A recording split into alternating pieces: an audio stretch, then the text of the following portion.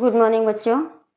आज हम चर्चा करेंगे हिंदू लॉ के topic sources of Hindu law, यानी हिंदू विधि के स्रोत। हिंदू विधि के स्रोत क्या होते हैं? हिंदू विधि के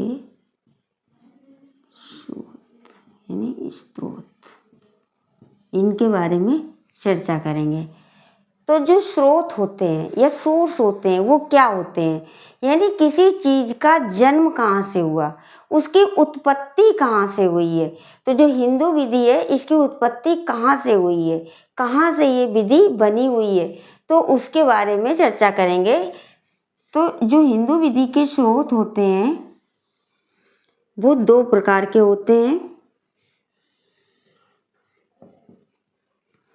पहला होता है प्राचीन स्रोत,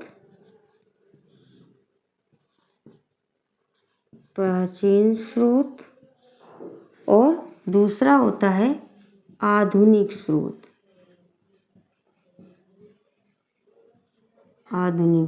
इसको दूसरा बोलेंगे, इसको पहला।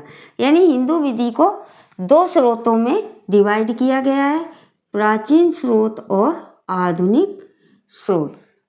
तो प्राचीन स्रोत जो हैं इनको 4 पार्ट में डिवाइड किया गया है। पहला है श्रुति, दूसरा है स्मृति, तीसरा है भाष्य एवं निबंध, और चौथा है प्रथाएं।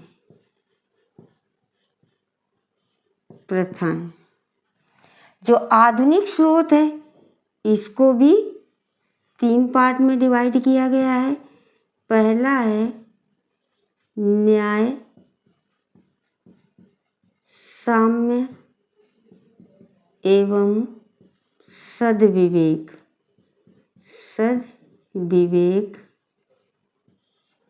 दूसरा है विधायन, और तीसरा है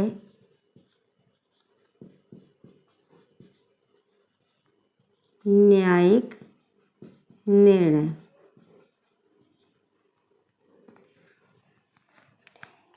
तो जो हिंदू विधि के स्रोत हैं इनके 2 स्रोत हैं, प्राचीन स्रोत और आधुनिक स्रोत। प्राचीन स्रोत इनको प्राइमरी सोर्स और इनको सेकेंडरी सोर्स भी बोलते हैं, मॉडर्न सोर्स भी बोलते हैं। तो हम पहले पढ़ेंगे जो प्राचीन स्रोत हैं इनको 4 पार्ट में डिवाइड किया गया है, और चारों पार्ट में पहला आता है श्रुति। श्रुति यानी श्रुति जो शब्द है इसका शाब्दिक अर्थ होता है सुनना, अर्थात जो सुना गया है उन्हें कहते हैं श्रुति। श्रुतियों के बारे में ऐसा माना जाता है कि जो सीधे श्रीमुख से निकले हुए शब्द ऋषियों पर प्रकट हुए हैं उनको हम श्रुति कहते हैं। यानी ऋषियों पर, जो ऋषि थे उनके ऊपर भगवान विष्णु के मुख से जो भी शब्द निकले और उन्होंने जो सुना वो श्रुतियाँ कहलाती हैं। श्रुतियों में 4 वेद और 6 उपनिषद होते हैं। तो ये हो गई हमारी श्रुतियाँ। दूसरा आता है स्मृति। स्मृति क्या होता है? श्रुति के ठीक विपरीत। स्मृति का अर्थ होता है याद रखना। जैसे श्रुति का अर्थ होता है सुनना, वैसे स्मृति का अर्थ होता है याद रखना, यानी याद रखी हुई। तो स्मृतियों के बारे में कहा जाता है कि जिन ऋषियों पर वेद प्रकट हुए थे उन्हीं ऋषियों के द्वारा जो याद रखकर लिखा गया उसे हम क्या कहेंगे? स्मृति। तीसरा आता है भाष्य एवं निबंध।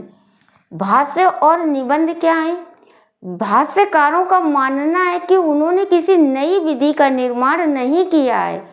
उन्होंने क्या किया, जो विधियां थीं उन विधियों के ऊपर संकलन किया, बहुत सारे विधियों और नियमों का संकलन किया और उनके बारे में लिखा है।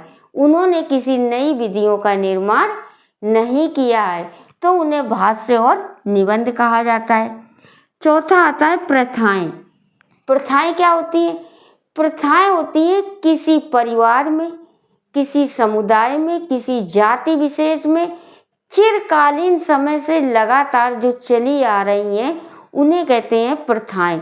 चिरकालीन समय से यानी पुराने समय से लंबे समय तक लगातार जो चली आ रही हैं वो प्रथाएं हो जाती हैं।